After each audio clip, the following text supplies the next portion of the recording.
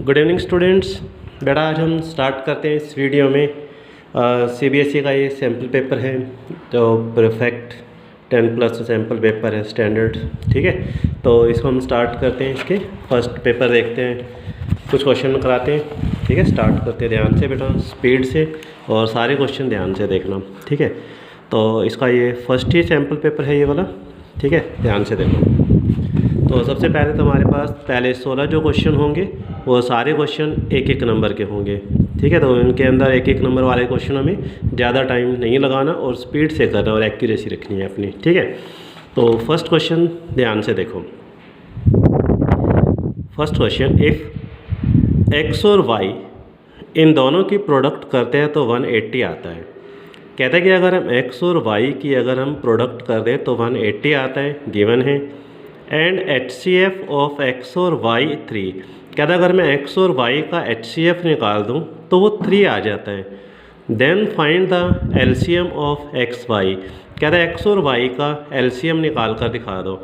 इन दोनों नंबर का HCF दिया हुआ है, इन दोनों नंबर की प्रोडक्ट 180 है, ये गिवन है। LCM फाइंड करके दिखाना है। ठीक है, स्टेटमेंट समझ में आई बेटा? ठीक है, देखो तो फर्स्ट क्वेश्चन क्या लिखा हुआ था कि x और y की जो प्रोडक्ट है वो 180 है। ठीक है, और अगर हम HCF निकालें, HCF ऑफ x और y, अगर हम x और y का HCF निकालें तो वो 3 आता है। तो कहता है कि इसका LCM किसके इक्वल आएगा, ये हमने फाइंड करके दिखाना है। आपको याद होगा हमने फर्स्ट चैप्टर के अंदर आपको एक फॉर्मूला लिखवाया था, ये हमारा फर्स्ट नंबर है, ये सेकेंड नंबर है। ठीक है ना, कि अगर हम HCF और LCM की अगर हम प्रोडक्ट कर दें तो किसके इक्वल आता है, first number multiply by second number. याद आया बेटा? ठीक है, तो इन दोनों नंबर का जो HCF है वो हमारे पास 3 है, ये गिवन है। LCM तो हमने फाइंड करके दिखाना है। और फर्स्ट नंबर और सेकेंड नंबर की प्रोडक्ट, ये फर्स्ट नंबर है, ये सेकेंड नंबर है। तो अगर मैं इन दोनों की प्रोडक्ट करूँगा तो किसके इक्वल हो जाएगा, 180 के। ठीक है, 3 मल्टीपल में है, इस तरफ आएगा तो क्या हो जाएगा, डिवाइड में। तो अगर मैं दोनों LCM का, दोनों नंबर का अगर हम LCM निकालें तो 180/3 आ जाएगा, 3 6 18 हो जाएगा 0। तो दो नंबरों का जो अगर हम LCM निकालें तो वो कितना आएगा, 60। ये हमारा आंसर आ गया। This question is complete. आया बेटा समझ में? क्लियर है क्वेश्चन? Any doubt? इसी का ही दूसरा पार्ट है, देखो ऑप्शन में। देखो ये भी चैप्टर, ये भी हमारा फर्स्ट चैप्टर से ही क्वेश्चन है, ध्यान से देखो। इन दोनों में से कोई एक क्वेश्चन करना है, याद रखें। फर्स्ट पार्ट कर दिया तो मैं ये वाला भी करवा देता हूँ। ठीक है, द डेसिमल रिप्रेजेंटेशन ऑफ 14587, और यहाँ पे लिखा है 2 multiply by 5 power 4 will terminate after how many decimal places. कहते हैं कि ये वाला जो नंबर है कितने पॉइंट्स के बाद टर्मिनेट हो जाता है। टर्मिनेट तो है कि पॉइंट जो हमारा डेसिमल बनता है वो कितने पॉइंटों पर लगेगा, ये हमने फाइंड करके दिखाना है। समझ में आया ना क्वेश्चन? ये 1.4 एक्सरसाइज का क्वेश्चन है। ठीक है, देखो क्या कहता है इसमें, दोनों में से एक करना है बेटा। ठीक है, 14587 डिवाइड में 2 पावर 1 5 पावर 4। मैंने बताया था ना, जिसके डिवाइड में या तो 2 लिखा हो या 5 हो, 2 या 5 होता है तो वो टर्मिनेट होती है। अगर 2 या 5 के अलावा कुछ और नंबर आ रहे, जैसे 3 आ गया, 7 आ गया, ठीक है, तो वो टर्मिनेट नहीं होता। ठीक है, तो वो नॉन टर्मिनेट रिपीटेड टर्म होती है। ठीक है, तो अब इसको हम डेसिमल में बदले, टर्मिनेट तो है, डेसिमल में बदलना है। तो कैसे? सबसे पहले तो हम क्या करें कि दोनों की पावर एक जैसी बना दें। ऊपर वाली न्यूमरेटर वाली टर्म तो एज इट इज लिखी रहे। ठीक है, 2 पावर 1 5 पावर 4, जैसे यहाँ पावर है उतनी ही पावर इस पर होनी चाहिए। 3 पावर कम है ना, तो मैं क्या करता हूँ, 2 पावर 3 से मल्टीप्लाई कर देता हूँ, 2 पावर 3 से ही इसको डिवाइड कर देता हूँ। अब यहाँ से 2 क्यूब 14587, 2 क्यूब कितना हो गया, 8।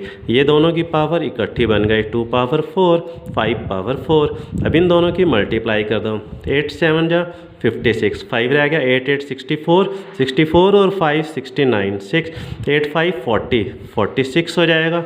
ठीक है 4, और इसके बाद 8 4 32, 32 और 4 36 हो जाएगा, और 3 रह गया, 8 और 3 11, ठीक है। दोनों की पावर इकट्ठी लगा दो तो 2 × 5 पावर में 4, तो यहाँ पर हो जाएगा 11 6 6 9 6, तो 2 5 10 हो गया, 10 की पावर 4 बन गया, 10 की पावर 4 कितना होता है 4 0 आ जाएंगी, ठीक है। और 1 2 3 4 कितने पहले पॉइंट लग गया 1 2 3 4, तो 11.6696 ये आंसर होगा, ठीक है। लेकिन उसने क्वेश्चन क्या पूछा था कि ये जो पॉइंट है कितने डेसिमल पर लगेगा 4 डेसिमल पे, ठीक है। तो हमारा जो इसका आंसर आएगा वो कितना होगा 4, क्योंकि हमारा पॉइंट कितने पॉइंटों पर लगा है 1 2 3 4 डेसिमल पे, ठीक है। तो ये हमारा 4 आंसर आएगा। आप इसको यहाँ से भी देख सकते थे, यहाँ पर कितनी पावर थी 4 यानी 10 10 4, तो यहाँ से डायरेक्ट भी लिख सकते हो आप इसमें, ठीक है। मेन आपका 1 1 मार्क्स में सिर्फ ये आंसर होगा, ठीक है। चलो नेक्स्ट क्वेश्चन करते हैं, क्वेश्चन नंबर 2 पर आ जाओ। Second question, if the sum of the zeros of the quadratic polynomial is 3, यानी कि कहता है कि अगर हम इसमें से सम ऑफ जीरोज निकालें तो 3 के इक्वल आता है, ये गिवन है। Then find the value of K, कहते हैं के की वैल्यू कितनी होगी ये हमने बताना है। यहाँ के लिखा है ना, देखो के की वैल्यू निकाल दो, क्या लिखा है उसने, पढ़ो ध्यान से। If the sum of the zeros of the quadratic polynomial 3x² - kx + 6 is 3, sum of zeros 3 given है, then find the value of k की वैल्यू फाइंड करके दिखा दो। समझ में आएगी स्टेटमेंट, देखो क्वेश्चन नंबर 2, 3x² - kx + 6, ठीक है। अब यहाँ पर जरा ध्यान से देखो कि इसकी हाईएस्ट पावर कितनी है 2, तो इसकी जीरोस कितनी होंगी 2, तो मान लिया इसकी 2 जीरोस कौन सी हैं अल्फ़ा और beta, alpha and beta are 2 zeros. अगर इसकी अल्फ़ा और बीटा 2 जीरोस हैं तो सम ऑफ जीरोस यानी अल्फ़ा प्लस बीटा, तो हमारे पास अल्फ़ा प्लस बीटा गिवन है 3, कहते हैं के निकाल के दिखा दो इसके अंदर के किसके इक्वल होगा, ठीक है ना। तो इसको हम लिखते थे ax², इसको लिखते थे bx और यहाँ पे लिखते थे c, है ना। तो इसके अंदर अगर हम इसको कंपेयर करें तो a किसके इक्वल बन गया 3 के, b किसके इक्वल हो गया -k के, और c किसके इक्वल हो जाएगा 6 के, ठीक है ना। और सम ऑफ जीरोज हम कैसे निकालते थे -b/a = 3, यहाँ से -b, b किसके इक्वल है हमारे पास -k, डिवाइड में है a किसके हमारे पास 3, किसके इक्वल हो गया 3 के, तो ये माइनस माइनस क्या बन गया +3, ठीक है ना। k/3 = 3, 3 डिवाइड में है, इधर आएगा तो मल्टीप्लाई, तो ये 3 3 कितना बन जाएगा 9, ये हमारा आंसर आ गया। दिस क्वेश्चन इज कंप्लीट, ठीक है। चलो बिल्कुल सिंपल क्वेश्चन था। नेक्स्ट क्वेश्चन पर आ जाओ, थर्ड। देखो बेटा, third question is for what value of k की वैल्यू फाइंड करके दिखा दो। The pair of linear equation 3x + y किसके इक्वल है 3 के, ये फर्स्ट इक्वेशन है। 6x + ky किसके इक्वल है 8 के। दो इक्वेशन हमारे पास गिवन है, के की वैल्यू निकालनी है, ये के लिखा है ना, इस के की वैल्यू निकाल दो। फिर इसके बाद कहता है does not have a solution, कहता है कि इसका क्या है does not have a solution, कहता है अगर इन दोनों इक्वेशनों का कोई सॉल्यूशन नहीं है तो के की वैल्यू कितनी होगी ये हमने फाइंड करके दिखाना है, ठीक है। देखो बिल्कुल सिंपल क्वेश्चन है। क्वेश्चन नंबर 3 इज, क्या लिखा उसने, दो इक्वेशन गिवन है, 3x + y किसके इक्वल है 3 के, यहाँ पे लिखा है 6x + ky किसके इक्वल 8 के, जिसके आगे कुछ नहीं लिखा वहाँ पे 1। वो कहता है कि गिवन इक्वेशन है नो सॉल्यूशन, ठीक है, गिवन इक्वेशन है नो सॉल्यूशन, के फाइंड करके दिखाना है इसमें, ठीक है। तो यहाँ लिखें given equations have no solution. अगर इसके गिवन सॉल्यूशन नो सॉल्यूशन है तो क्या कंडीशन होती थी, जो x के साथ लिखा है इनको आपस में डिवाइड कर दो, जो y का कॉफिशिएंट है इसको भी डिवाइड कर दो, और जो ये वाली टर्म है इसको भी डिवाइड कर दो, पर ये दोनों नॉट इक्वल लिखने हैं, ठीक है। फिर इसके बाद क्या करेंगे, taking first 2 term and last 2 term, तो यहाँ लिख दो 3/6 1/k, और इन दोनों को इक्वल लिख दो 1/k नॉट इक्वल 3/8। यहाँ से k की वैल्यू निकालें, 3 1 जा 3, 3 2 जा 6, 1/2 = 1/k, क्रॉस मल्टीप्लाई कर दो, के की मल्टीप्लाई इधर कर दो, 2 की इधर, के को 1 के साथ करोगे के, 2 को 1 के साथ करोगे तो 2, तो के की वैल्यू कितनी बन गई 2। यहाँ से आ जाए तो क्रॉस करो, 8 को 1 के साथ मल्टीप्लाई करोगे तो दोनों का रेसिप्रोकल कर दो, तो यहाँ पर के नॉट इक्वल, रेसिप्रोकल करेंगे तो ये k/1 हो जाएगा 8/3, यानी कि k की जो वैल्यू है वो 2 तो होनी चाहिए, पर k की वैल्यू 8/3 नहीं होनी चाहिए। ये हमारा आंसर है इसमें, ठीक है। चलो नेक्स्ट क्वेश्चन आ जाओ 4। Question number 4, if 3 chairs and 1 table cost 1500 rupees. कहता है अब अगर आप मार्केट में जाते हो, आपने 3 चेयर खरीदी और 1 टेबल खरीद ली, उनका जो टोटल खर्चा है वो कितना आता है 1500 रुपीज़ आ जाता है, ठीक है। 6 चेयर एंड 1 टेबल, आप 6 चेयर खरीदते हो, 1 टेबल खरीदते हो, तो टोटल मिलाकर आपके कितने 2400 रुपीज़ के आ जाते हैं, ठीक है। फॉर्म लीनियर इक्वेशन 2, ठीक है, form linear equation two represent this situation. कहते हैं कि आपने सिर्फ इसकी लीनियर इक्वेशन बनाकर दिखानी है, ठीक है। तो जो चेयर है वो मान लिया कितने की आती है, एक चेयर x रुपीज़ की, और एक टेबल कितने की आती है y रुपीज़ की, ठीक है। देखो question number 4, let cost of 1 chair कितने की x रुपीज़ की, and cost of 1 table y rupees की, ठीक है। आप पढ़ो ध्यान से स्टेटमेंट, जैसे जैसे क्या था, सिर्फ इक्वेशन बनानी है बस, ठीक है। इफ़ 3 चेयर 1 टेबल कितने की आती है 1500 रुपीज़ की, ठीक है। 3 चेयर, एक चेयर आती है x रुपीज़ की, तो 3 चेयर कितने की आएंगी 3x रुपीज़ की, एक टेबल कितने की आएगी 1y की, और टोटल कितने की हो गई 1500 रुपीज़ की। तो ये हमारी फर्स्ट इक्वेशन बन जाएगी। सेकेंड इक्वेशन के लिए पढ़ो कि 6 चेयर एंड 1, देखो जहाँ चेयर है वहाँ x लिख दो, जहाँ टेबल है वहाँ y लिख दो बस। 6 चेयर 1 टेबल 2400, देखो सिंपल क्वेश्चन ख़त्म। 6x हो गया, 1 टेबल तो 1y हो गया, कितने की आती हैं ये 2400 रुपीज़ की, बस ये क्वेश्चन ख़त्म। जस्ट हमने इसके अंदर इक्वेशन बनाकर दिखानी थी, बस इसने यही कहा था, इसको इक्वेशन को रिप्रेजेंट कर दो बस, ठीक है।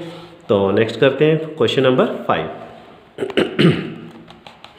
जितना क्वेश्चन पूछा जाए सिर्फ आपने उसी का ही जवाब देना है बस, 1 मार्क्स से क्वेश्चन में, ठीक है। Question number 5, which term of the AP 27, 24, 21 is 0। कह रहा है which term of the AP is 0। कह रहा है इस AP सीरीज में 0 कौन से नंबर पे आएगा ये हमने बताना है। ये AP सीरीज है, अर्थमेटिक प्रोग्रेशन है, 27, 24, 21 डैश डैश डैश। कह रहा है इसके अंदर ये 0 कौन सी पोजीशन पर आएगा ये हमने फाइंड करके दिखाना है। देखो ये 27 है, 24 है, 21 कंटिन्यू लाइक 0, लास्ट में क्या आना चाहिए 0। तो कहते हैं 0 कौन सी पोजीशन पर आ रहा है ये बताना है।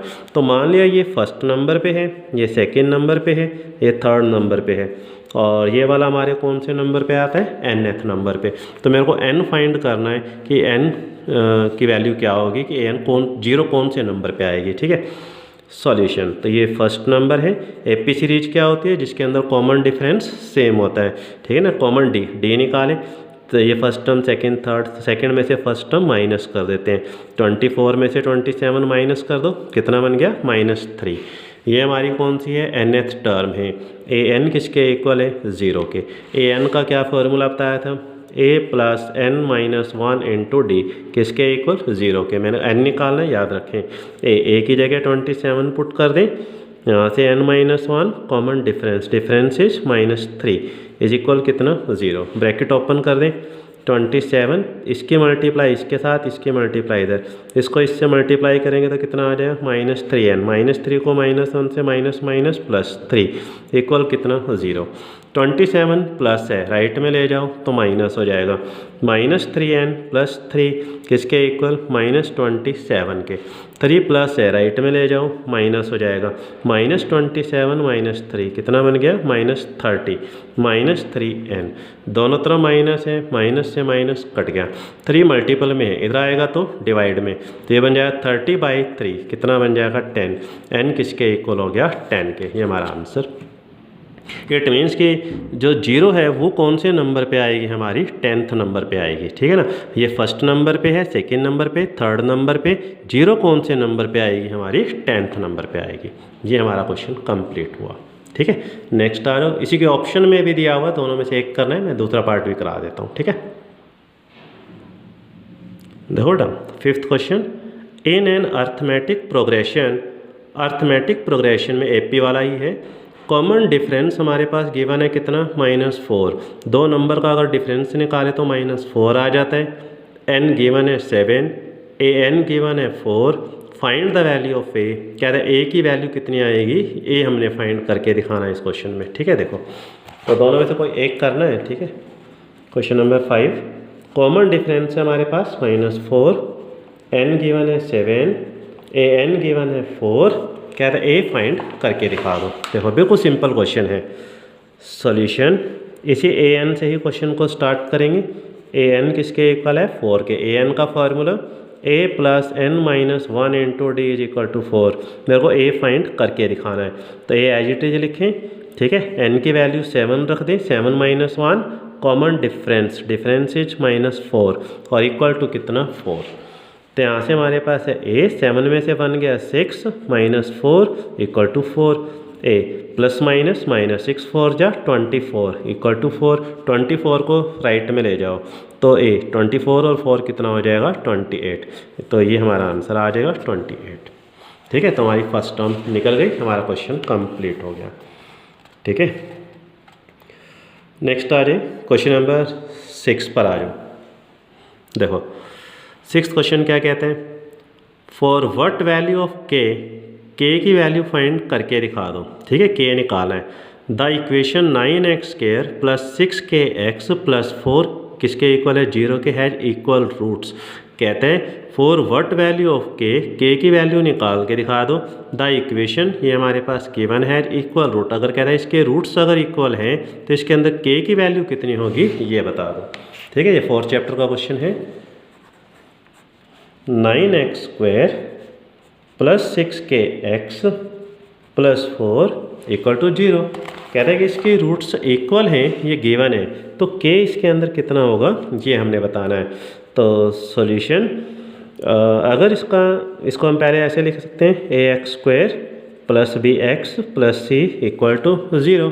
कंपेयर करो तो x² का कोफिशिएंट है 9, coefficient of x is b, coefficient of x is 6k and 6c किसके इक्वल होगा हमारे पास 4k।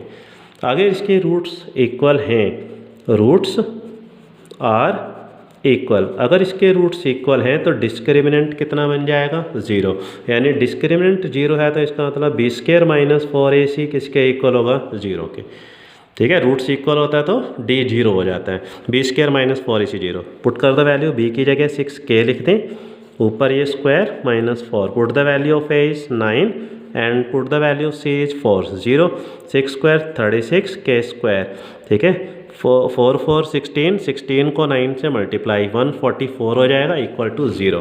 144 को परली तरफ ले जाओ तो यहाँ से प्लस हो गया, 36 से इसको डिवाइड कर दो, 144 डिवाइड बाय 36 कट हो रहा है। देखो कितने पे, ध्यान से देखो, 4 पे कट रहा है, 4 9 36, 4 3 12, 4 6 24, 9 4 जा 36।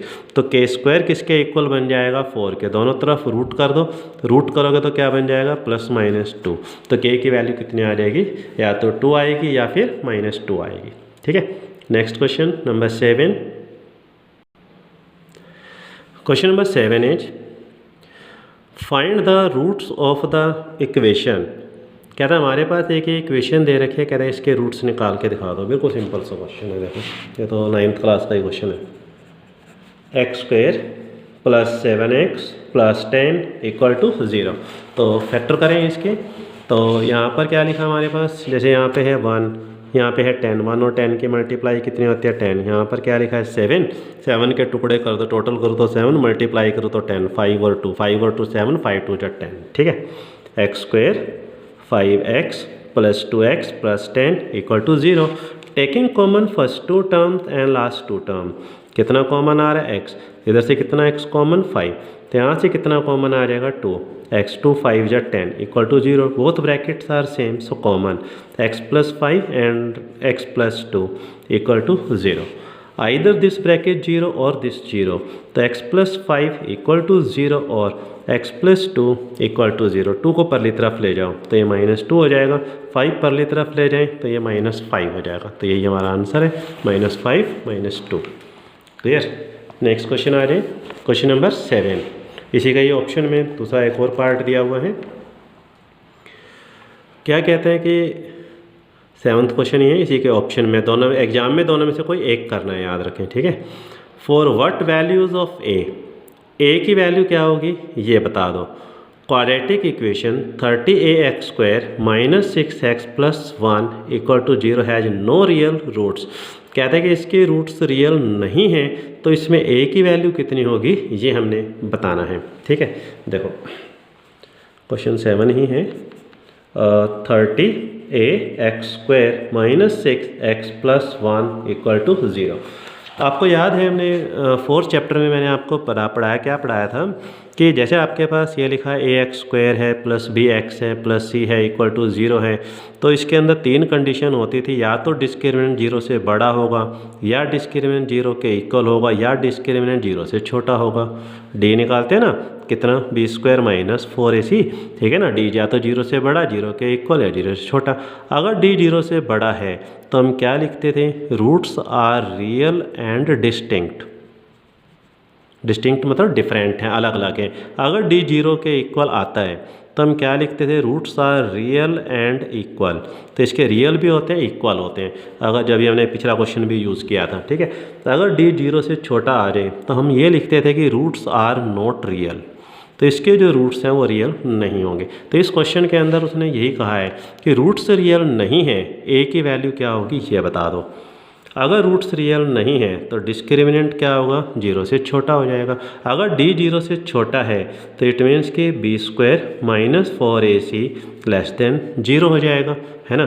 तो इसमें a क्या होगा, ये जो x² के साथ है 30a, और b किसके इक्वल होगा, -6 के, और c किसके इक्वल हो जाएगा, 1 के।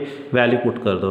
Put the value of b is -6 ऊपर square -4, put the value of a is 30a, ठीक है, और c की वैल्यू 1 इज < 0। तो -² प्लस हो गया, 6² 36 हो जाएगा, -4 3 12 120a और <0। 120a माइनस में है, राइट में ले जाएंगे तो प्लस हो जाएगा, 36 <120a। 120 मल्टीपल में इधर आएगा तो डिवाइड में, तो 36 डिवाइड में 120 आ जाएगा a। अब देखो कटता है यहाँ पे कितने पे, 6 पे, 6 6 36, 6 2 12 और 0, तो यहाँ से 2 3 6 और यहाँ से 10, तो यहाँ पर है 3/10 और ये a, यानी कि जो a की जो वैल्यू आएगी वो 3/10 से ग्रेटर आएगी। बस a की वैल्यू बतानी है, a की वैल्यू कुछ भी आएगी, या आप इसको ऐसे भी कह सकते हो कि 0.3, ये भी लिख सकते हो, ये भी a की वैल्यू 0.3 से बड़ी होगी, ठीक है। Question number 8, if PQ 28 centimetre के इक्वल है, ये गिवन है। तो ये डायग्राम हमारे पास बना हुआ है।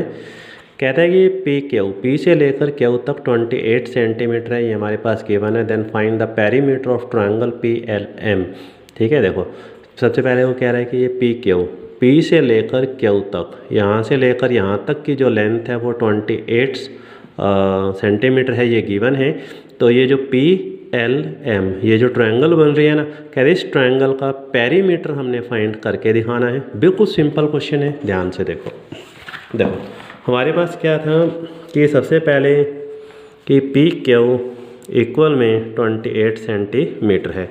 तो हमारे पास ये डायग्राम बना हुआ है, जैसे हमारे पास एक सर्कल है, ठीक है। इधर यहाँ पर इस तरह से ड्रॉ किया गया, ठीक है, ये इस तरह से, क्लियर।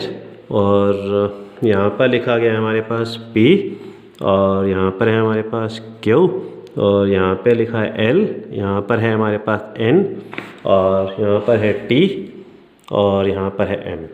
उसने क्या कहा, कहता है कि इस ये जो ट्रायंगल है, इस ट्रायंगल का पेरीमीटर फाइंड करके दिखा दो।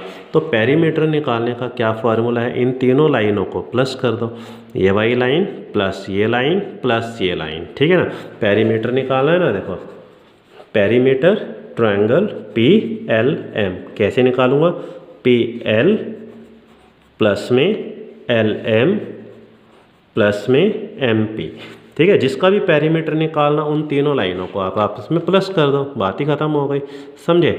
अच्छा अब एक चीज़ देखो, मैंने आपको ना एक फार्मूला बताया था कि हमारे पास अगर एक ये सर्कल है, सर्कल के बाहर अगर कोई भी पॉइंट दिया हुआ है, ठीक है, यहाँ से अगर मैंने एक टेंजेंट बना दूँ और एक टेंजेंट यहाँ बना दूँ, तो इन दोनों टेंजेंट की जो लेंथ है वो इक्वल होती है। सर्कल के बाहर अगर कोई एक पॉइंट है, वहाँ से एक टेंजेंट ड्रॉ कर दें, दोनों टेंजेंट की जो लेंथ है वो इक्वल होती है, ये याद रखें, ठीक है। अब देखो ध्यान से, तो मान लिया ऐसे हमारे पास, जैसे अब हमारे पास एक ये टेंजेंट है, देखो देखो यहाँ से यहाँ तक भी टेंजेंट है, यहाँ से यहाँ तक भी टेंजेंट है, ठीक है ना। तो मान लिया कि यहाँ से लेकर यहाँ तक हमारे पास किसके इक्वल है, ये x के है। अब ये भी टेंजेंट है, ये भी टेंजेंट है, तो ये भी किसके इक्वल हो जाएगा, x के। अगर ये x है तो ये भी क्या बन गया, x हो जाएगा, समझे। ऐसे ही हमारे पास ये टोटल यहाँ से लेकर यहाँ तक, ये हमारे पास किसके इक्वल था, 28 के, ठीक है। यहाँ से यहाँ तक हमारे पास किसके इक्वल है, 28 के गिवन है। देखो PQ कितना है, 28 है। अगर यहाँ से यहाँ तक 28 है, यहाँ से यहाँ तक x है, तो यहाँ से यहाँ तक कितना बन जाएगा, 28 माइनस x, समझे। ऐसे यहाँ से अगर ये वाला टेंजेंट है तो ये वाला भी टेंजेंट ही होगा, कितना होगा, 28। अगर यहाँ से यहाँ तक 28 है तो ये भी 28 है, सिंपल सी बात है। अब मान लिया कि यहाँ से यहाँ तक कितना हमारे पास y है, अगर यहाँ से यहाँ तक y है तो ये वाला भी वो कितना हो जाएगा, y, समझे। यहाँ से यहाँ तक कितना है हमारे पास, 28, ये वाला y है। 28 में से अगर y माइनस कर दूँ तो ये वाली लाइन आ जाएगी, 28 माइनस y। अब मैं क्या करता हूँ, इन सारी लाइनों को प्लस कर देता हूँ, ठीक है। ये वाली लाइन, ये वाली लाइन, ये लाइन, हमारा आंसर आ जाएगा। तो यहाँ से यहाँ तक हमारे पास कितना है, 28 माइनस x, ठीक है, प्लस यहाँ से यहाँ तक हमारी लेंथ कितनी है, x, और ये y, x प्लस y, ठीक है, प्लस अब यहाँ से लेकर यहाँ तक हमारी लेंथ कितनी है, 28 माइनस y। भाई इसको सॉल्व कर लो, आंसर आ गया। ये y माइनस का y प्लस कट गया, x प्लस का x माइनस का कट गया। यहाँ से कितना रह गया, 28, और इधर से कितना रह जाएगा, 28। दोनों को प्लस कर दो, कितना आ जाए, 56 centimetre. This question is complete. आए समझ में, ठीक है। तो चलो इस वीडियो के अंदर हम इतना ही करते हैं। मैं इसकी सेकंड पार्ट में इसके आगे हम क्वेश्चन करते हैं, ठीक है। इसी का सेकंड पार्ट में नेक्स्ट क्वेश्चन करते हैं, ठीक है, ओके।